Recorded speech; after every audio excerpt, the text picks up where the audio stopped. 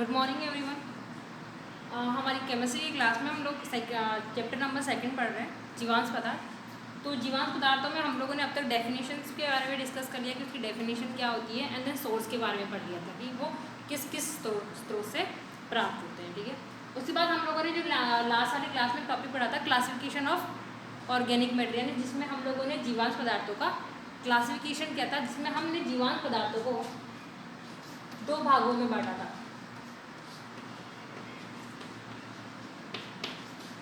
पहला बांटा था हम लोगों ने कार्बनिक या ऑर्गेनिक मैटर में,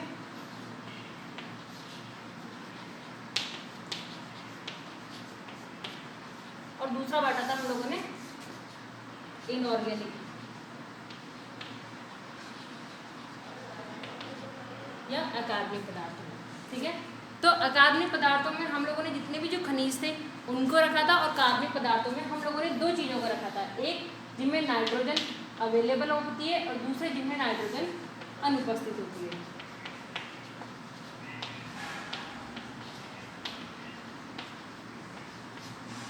एक वो कार्बनिक पदार्थ जिनमें नाइट्रोजन उपस्थित होती है और दूसरे वो जिनमें नाइट्रोजन अनुपस्थित थी। तो हम लोगों ने नाइट्रोजन उपस्थित वाले पदार्थों के बारे में डिस्कस कर लिया था।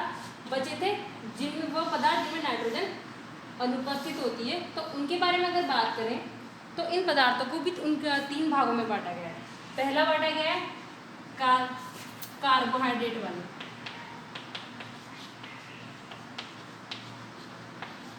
पहले थे कार्बोहाइड्रेट जिसमें हम लोगों ने रखा था स्टार्च, शर्करा, हेमीसेलुलोज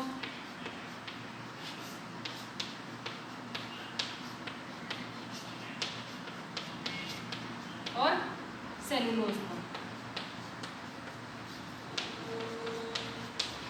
ठीक है, दूसरे थे वो पदार्थ जो केवल किसमें ईथर में घुलनशील होते हैं, यानी ईथर वाले ईथर घुलनशील पदार्थ।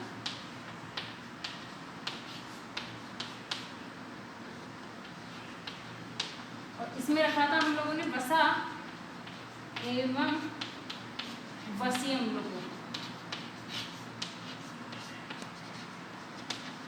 और जो लास्ट वाला बचा था उसमें रखा था हम लोगों ने लिग्निन को।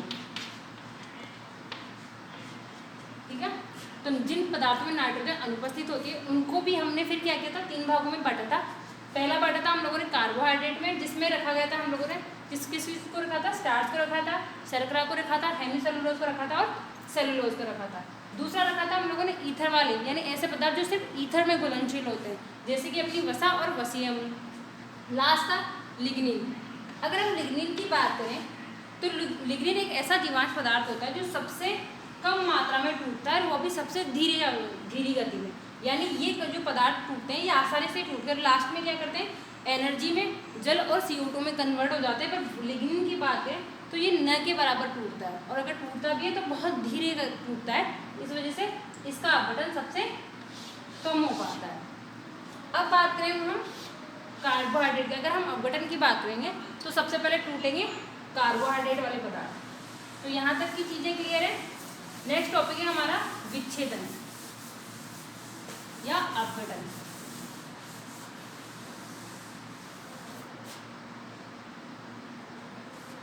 जीवांश पदार्थों का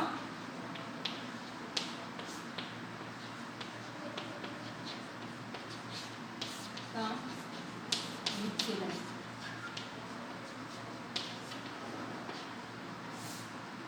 अब बात करते हैं विच्छेदन की। तो विच्छेदन का मतलब होता है कोई भी जो जटिल पदार्थ होता है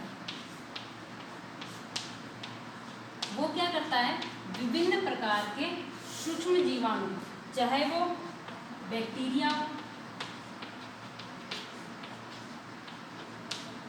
कवक हो या फिर एक्टिनोमाइसीटीज हो,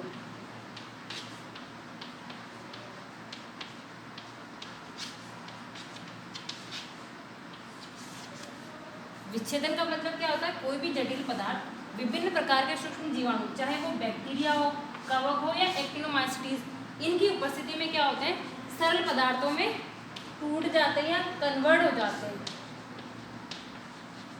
सरल पदार्थों में टूट जाते हैं तो जटिल पदार्थों का सरल पदार्थों में टूटने की क्रिया ही विच्छेदन कहलाता है। और जीवांश पदार्थों में क्या होता है, जीवांश पदार्थ क्या होते हैं, जटिल पदार्थ होते हैं जो बाद में किसकी सूक्ष्म जीवाणु की उपस्थिति में टूटकर सरल पदार्थ यानी ह्यूमस में कन्वर्ट हो जाते हैं। अब कोई भी चीज़ जो जटिल पदार्थ से सरल पदार्थ में टूटती है, टूटने के लिए 3 चीज़ें सबसे ज़्यादा इंपॉर्टेंट मानी जाती है।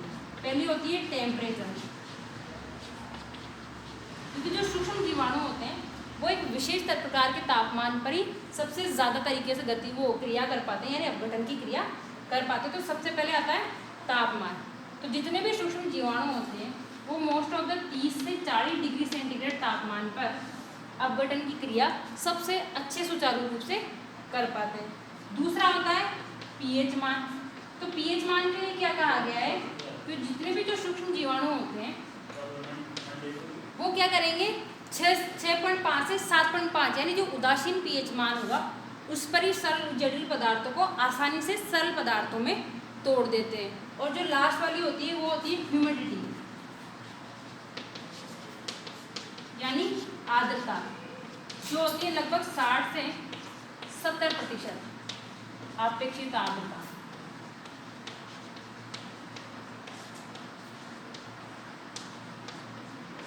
ठीक है, यहाँ तक चीजें समझ में आई।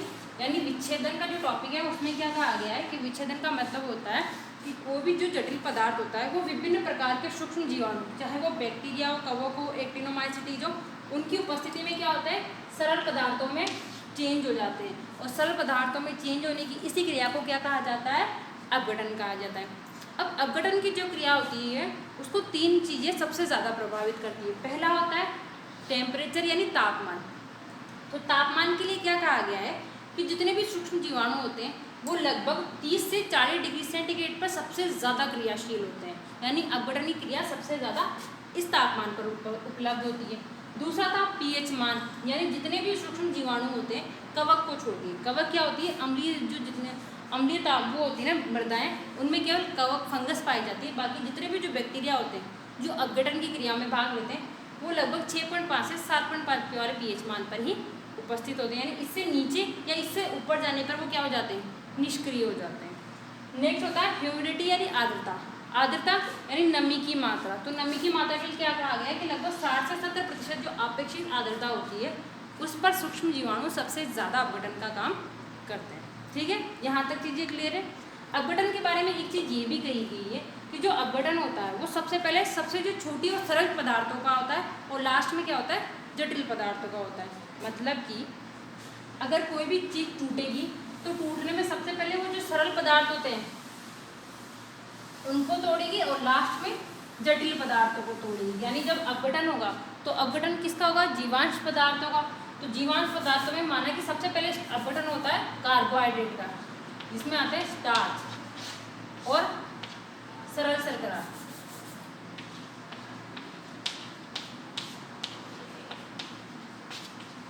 फिर आता है स्टार्च, फिर टूटेगा प्रोटीन,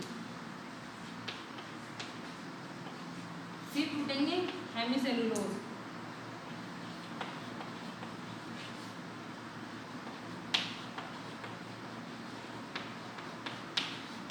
और अंत में टूटता है सेलुलोज। ठीक है, यानी जब अपघटन होगा जीवांश पदार्थ किसी पदार्थ को तोड़ेंगे तो सबसे पहले कार्बोहाइड्रेट में उपस्थित जो सरल शर्कराएं होती है सबसे पहले वो टूटेगी, क्योंकि इनकी संरचना क्या होती है सबसे आसान संरचना होती है। इसलिए सबसे पहले ये टूटेंगे, फिर स्टार्च टूटेगा, फिर प्रोटीन टूटेगी, फिर हेमीसेलुलोज और लास्ट में क्या होता है सेलुलोज, और अंत में टूटेगा लिग्निन। अंत में टूटेगा लिग्निन। और लिग्निन के लिए क्या कहा गया है कि ये क्या होता है सबसे धीरे टूटता है और लगभग ना के बराबर टूटता है। इसलिए अपघटन की क्रिया यहाँ होती है शीघ्रता से स्टार्ट और यहाँ तक जाते जाते वो क्या हो जाती है धीमी हो जाती है। यानी अपघटन की क्रिया जब होगी तो सबसे पहले जब सरल शर्कराओं को तोड़ेगी तो ये क्रिया बहुत तेजी से होगी और यहाँ तक जाते जाते क्रिया कैसे हो जाएगी, धीरे हो जाएगी। ठीक है, तो अपघटन के बारे में समझ में आ गया, विच्छेदन क्या होता है, कैसे टूटता है और क्या क्या चीज़ उसमें ज़रूरी होती है। नेक्स्ट टॉपिक है हमारा कार्बोहाइड्रेट का विच्छेदन। यानी जब विच्छेदन होगा तो सबसे पहले किसका होगा, सरल शर्कराओं का होगा, और सरल शर्कराओं यानी कार्बोहाइड्रेट का होगा, कार्बोहाइड्रेट में भी किसका होगा, सरल शर्कराओं का।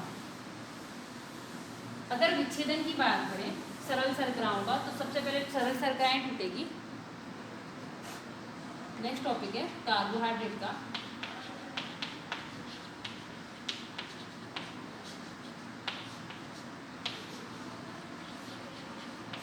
विच्छेदन, ओके, कार्बोहाइड्रेट का विच्छेदन होगा। तो अभी हम लोगों ने अभी जस्ट बात की कि सबसे पहले किसका अपघटन होगा, वो होगा सरल शर्कराओं का।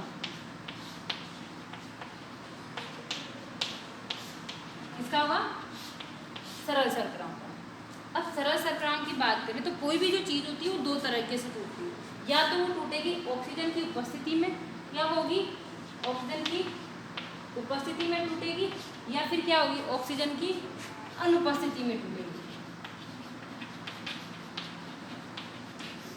यानी कोई भी चीज़ जब टूटेगी या तो वो ऑक्सीजन की उपस्थिति में सूक्ष्म जीवाणु द्वारा टूटेगी, या फिर ऑक्सीजन की अनुपस्थिति में अवायवीय जीवाणु द्वारा वो टूटेगी। तो जब शर्कराओं का अपघटन होगा तो शर्कराओं का अपघटन भी दो तरीके से होगा। पहला होगा ऑक्सीजन की उपस्थिति में, और दूसरा होगा ऑक्सीजन की अनुपस्थिति में। सबसे पहले बात करते हैं हम ऑक्सीजन की उपस्थिति की, यानी इसमें क्या होगा, जितनी भी सरल शर्कराएं होगी, यानी सबसे सरल शर्करा होती है C6H12O6 यानी ग्लूकोज, सबसे सरल शुगर होती है ग्लूकोज। इसके बाद में क्या होती है, विभिन्न प्रकार की शर्कराएं इसमें जुड़ के डाइसेकेराइड, ट्राइसेकेराइड या पॉलीसेकेराइड का निर्माण करती है, यानी ये सबसे पहली बनने वाली शर्करा है, सरल शर्करा मानी जाती है। अगर इसकी बात करें तो ये ऑक्सीजन की उपस्थिति और ऑक्सीजन की अनुपस्थिति दोनों तरीके से टूटेगी। अगर हम बात करते हैं ऑक्सीजन की उपस्थिति में, तो ऑक्सीजन की उपस्थिति में क्या कहा गया है कि ऑक्सीजन की उपस्थिति में भी ये दो तरीके से टूटेगी। या तो ये ऑक्सीजन की उपस्थिति में क्या होगी, पूर्ण रूप से टूटकर CO2 प्लस जल का निर्माण कर लेगी। यानी सरल शर्कराएं जब ऑक्सीजन की उपस्थिति में टूटेगी तो ऑक्सीजन की उपस्थिति में पूर्ण रूप से टूटकर किसका निर्माण कर लेगी, जल, CO2 व जल का निर्माण कर लेगी। या फिर अपूर्ण रूप से यानी कुछ अपूर्ण मात्रा में टूटकर, यही शर्कराएं जब अपूर्ण मात्रा रूप से टूटती है तो टूटकर क्या करेगी, विभिन्न प्रकार के साइट्रिक व बीटा ऑक्जेलिक अम्लों का निर्माण कर लेगी।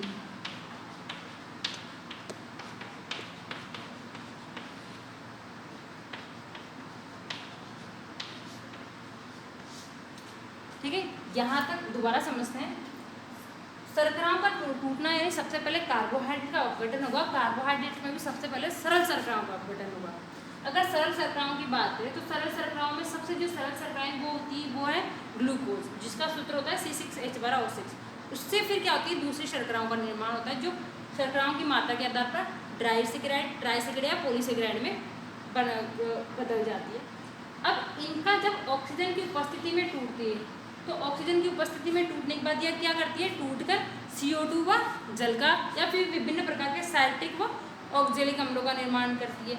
और यही क्रिया जब ऑक्सीजन की अनुपस्थिति में होगी यानी अवायवीय क्रियाओं के द्वारा तो अनेक प्रकार के दूसरे अम्लों का निर्माण कर लेगी। जैसे कि यह है सरल शर्करा, ऑक्सीजन की उपस्थिति में टूटी तो किसमें बदल गई, CO2 व जल में कन्वर्ट हो गई। या यही क्रिया जब ऑक्सीजन की 1.5 अणु की उपस्थिति में टूटेगी तो ऑक्सीजन की उपस्थिति में किसमें बदल जाएगी, साइट्रिक अम्ल व जल का निर्माण कर लेगी। और ये क्रिया किसमें हो रही है, ऑक्सीजन की उपस्थिति में। यहाँ तक समझ में आया। सरल शर्कराएं पहले किसकी उपस्थिति में टूटी, ऑक्सीजन की उपस्थिति में। अब यही क्रियाएं जब ऑक्सीजन की अनुपस्थिति में होती है, यही क्रियाएं कोई भी शर्करा दो तरीके से टूटती है। पहली टूटती है किसकी, ऑक्सीजन की उपस्थिति में, और दूसरी टूटती है ऑक्सीजन की अनुपस्थिति में। ऑक्सीजन की उपस्थिति में हम लोगों ने उसको CO2 और जल में कन्वर्ट कर दिया, कुछ मात्रा में वो साइट्रिक अम्ल व जल का निर्माण कर लेती है।